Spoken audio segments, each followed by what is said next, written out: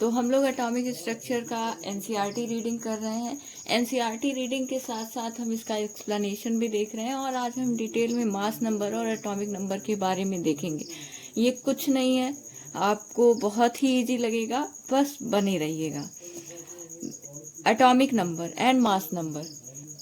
The presence of positive charge on the nucleus is due to the proton in the nucleus. Nucleus में जो proton होता है उसकी वजह से न्यूक्लियस का जो चार्ज होता है कैसा होता है, पॉजिटिव होता है। इसको किसने बताया? रदरफोर्ड ने बताया। कैसे बताया?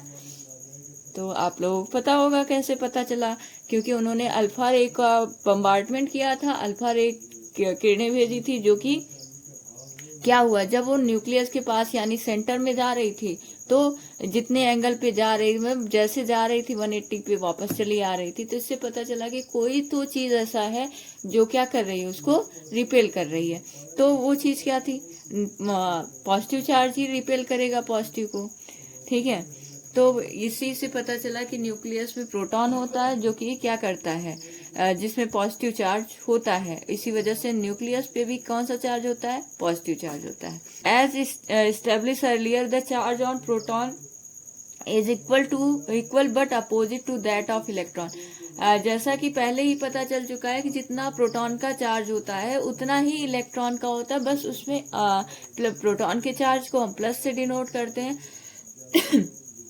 और इलेक्ट्रॉन के चार्ज को हम माइनस से डिनोट करते हैं। The number of proton present in the nucleus is equal to the atomic number Z। अब जो एटॉमिक नंबर होता है, जैसे कि हम हाइड्रोजन का 1 लेते हैं, हीलियम का 2 लेते हैं, लिथियम का 3 लेते हैं, तो जितना उसके न्यूक्लियस में, एटम के न्यूक्लियस में जितना प्रोटॉन होता है उसी को हम उसका क्या कहते हैं? एटॉमिक नंबर कहते हैं। जैसे मान लीजिए हाइड्रोजन के न्यूक्लियस में 1 प्रोटॉन होता है और सोडियम के न्यूक्लियस में 11 प्रोटॉन होता है, इसलिए हाइड्रोजन का एटॉमिक नंबर 1 हो गया और सोडियम का 11 हो गया। In order to keep the electrical neutrality, the number of electron in an atom is equal to the number of proton, atomic number Z। Electronegative मतलब जो एटम होते हैं वो न्यूट्रल होते हैं, यानी ना उन पे पॉजिटिव चार्ज होता है ना निगेटिव चार्ज होता है। तो इसलिए इसको बनाए रखने के लिए हम ये जानते हैं कि जो एटॉमिक नंबर Z होता है, एटॉमिक नंबर को Z से डिनोट करते हैं, और जितना ही न्यूट्रल एटम में प्रोटॉन होता है उतना ही क्या होता है? इलेक्ट्रॉन होता है। For example, number of electron in hydrogen atom and sodium atom is are 1 and 11 respectively. उदाहरण के लिए हाइड्रोजन एटम में इलेक्ट्रॉन भी कितने हैं? प्रोटॉन तो 1 थे, पता है, इलेक्ट्रॉन भी 1 है। और सोडियम एटम में प्रोटॉन 11 थे, तो इसमें भी इलेक्ट्रॉन कितने होंगे? 11 होंगे। तो जितना न्यूट्रल में जितने प्रोटॉन होते हैं उतने ही इलेक्ट्रॉन होते हैं। एटॉमिक नंबर को हम Z से लिखते हैं, और जितना atomic number of proton in nucleus of an atom के न्यूक्लियस में जितना प्रोटॉन होता है उतना उसका एटॉमिक नंबर होता है। और एटॉमिक नंबर अगर न्यूट्रल एटम है तो उसके इलेक्ट्रॉन के बराबर भी होता है। While the positive charge of the nucleus is due to the proton, the mass of the nucleus due to the proton and neutron.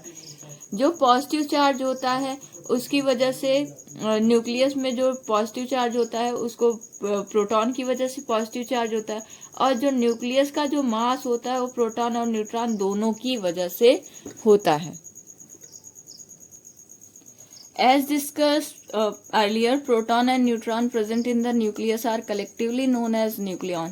जैसा कि पहले ही बताया गया है कि जो प्रोटॉन न्यूक्लियस के अंदर प्रोटॉन और न्यूट्रॉन दोनों होते हैं, तो इन दोनों के ऐड को हम क्या कहते हैं? न्यूक्लियॉन्स कहते हैं, यानी प्रोटॉन और न्यूट्रॉन को हम क्या कहते हैं? न्यूक्लियॉन्स कहा जाता है। The total number of nucleons is termed as mass number. Total number जितना न्यूक्लियॉन्स का होता है उसे हम मास नंबर कहते हैं। तो मास नंबर को हम A से डिनोट करते हैं, जो कि इक्वल होता है number of proton plus number of neutron की। ठीक है, जैसे मान लेते हैं हम कि सोडियम का जो मास नंबर है वो कितना है? 23 है। सोडियम का हम एटॉमिक नंबर नीचे लिखेंगे, जिसको हम Z से डिनोट करते हैं, और मास नंबर को A से डिनोट करते हैं। तो मान लीजिए सोडियम का एटॉमिक नंबर 11 है और मास नंबर 23 है। तो हमें पता है कि मास नंबर जो होता है वो नंबर ऑफ प्रोटॉन और नंबर ऑफ न्यूट्रॉन के बराबर होता है, नंबर ऑफ न्यूट्रॉन के बराबर होता है। तो हमें पता है कि इसमें प्रोटॉन कितने होंगे, जितना इसका एटॉमिक नंबर है उतने ही नंबर ऑफ क्या होंगे, प्रोटॉन होंगे। और इसका मास नंबर कितना है, 23 है। तो 23 में नंबर ऑफ न्यूट्रॉन अगर हमें फाइंड आउट करना होगा तो हम तो आराम से निकाल लेंगे, इसमें से इसको माइनस कर देंगे।